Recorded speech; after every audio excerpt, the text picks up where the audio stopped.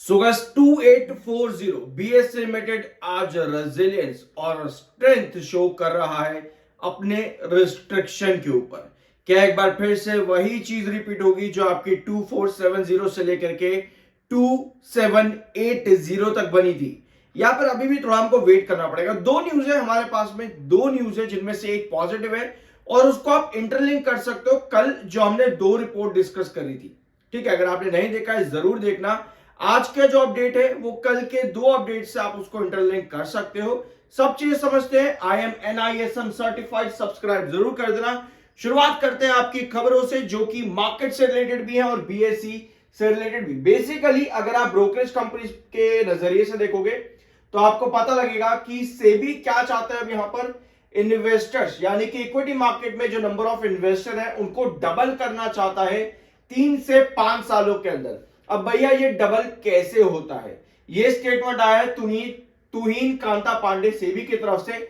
2 Guna number of investor करे जाएंगे 3 से 5 साल में। कल हमने रिपोर्ट डिस्कस करी थी कि सेबी क्या कर रहे हैं यहां पर आपके डेरिवेटिव्स में चेंजेस लेकर के आ रहे हैं, जैसे लॉट साइज में बड़ा चेंज। ठीक है, लॉट साइज में चेंज लेकर के आया। अब सेबी चाहता है कि मार्केट में वापस से FIs एंट्री करे। FIs एंट्री क्यों करेंगे?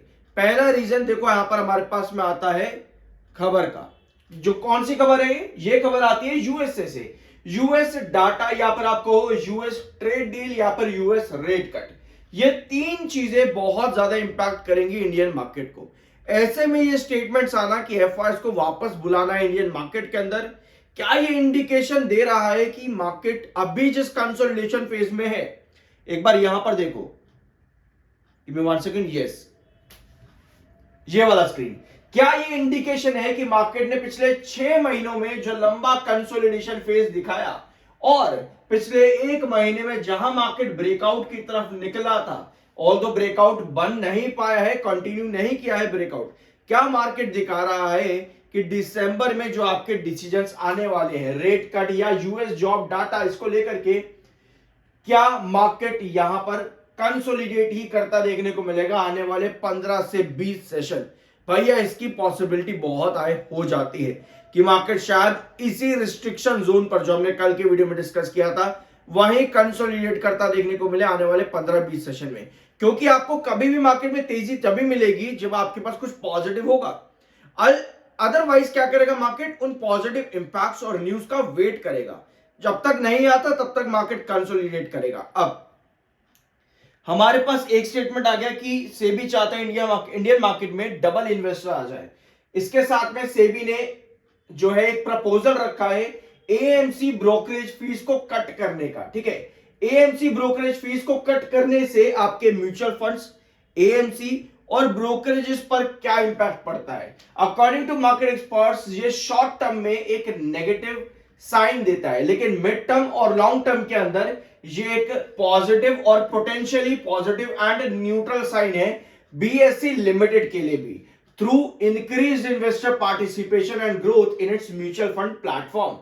ओवरऑल ये दोनों ही स्टेटमेंट मार्केट के लिए भी पॉजिटिव जा सकते हैं, ये दोनों ही स्टेटमेंट ब्रोकरेज कंपनीज के लिए भी पॉजिटिव जा सकते हैं। ठीक है, तो अभी चीजें अच्छी दिख रही हैं, अपडेट्स काफी अच्छी है और जितने भी रिपोर्ट्स हैं बेसिकली अगर हम उनको इंटरलिंक करें एक दूसरे से तो कहीं ना कहीं पॉजिटिव इंडिकेशंस नजर आते हैं इन सबके।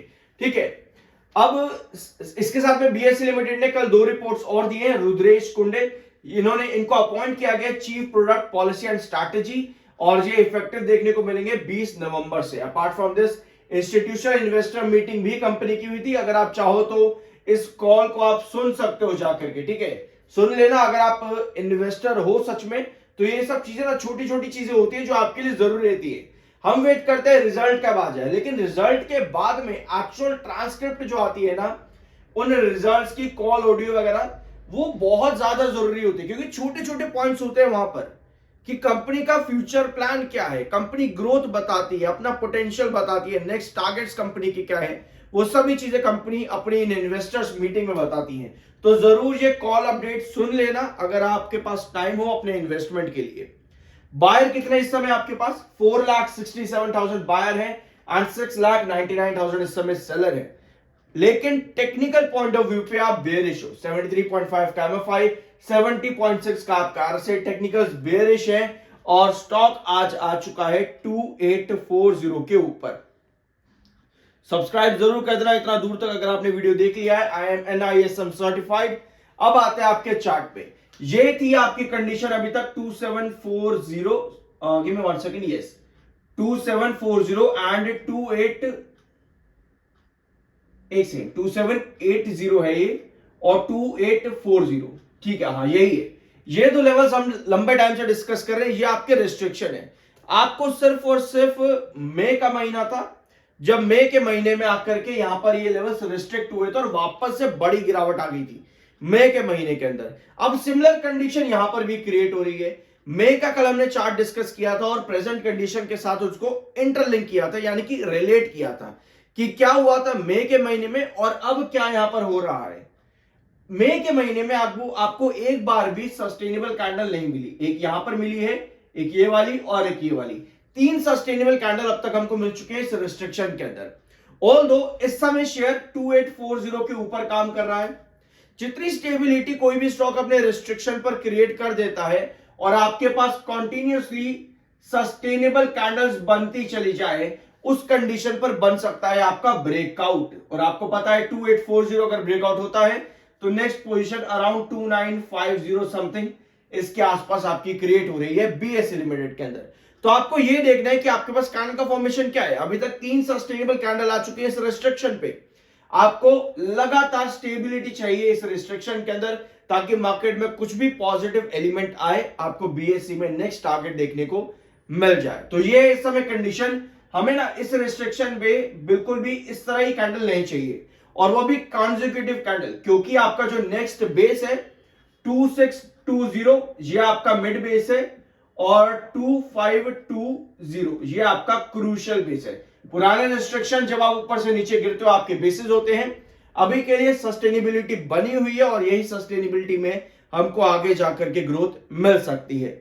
तो ये कंडीशन इस समय मार्केट और BSE लिमिटेड की। ये कुछ अपडेट्स थी। बाय सेल की कोई रिकमेंडेशन नहीं है, वो आपका अपना ओपिनियन और मर्जी होनी चाहिए। मिलता अगले वीडियो में। सो गाइस 2840 BSE लिमिटेड आज रेजिलियंस और स्ट्रेंथ शो कर रहा है अपने रिस्ट्रिक्शन के ऊपर। क्या एक बार फिर से वही चीज रिपीट होगी जो आपकी 2470 से लेकर के 2780 तक बनी थी? यहां पर अभी भी थोड़ा हमको वेट करना पड़ेगा। 2 न्यूज है हमारे पास में, 2 न्यूज है जिनमें से एक पॉजिटिव है और उसको आप इंटरलिंक कर सकते हो कल जो हमने 2 रिपोर्ट डिस्कस करी थी। ठीक है, अगर आपने नहीं देखा है जरूर देखना। आज का जो अपडेट है वो कल के 2 अपडेट से आप उसको इंटरलिंक कर सकते हो। सब चीजें समझते हैं।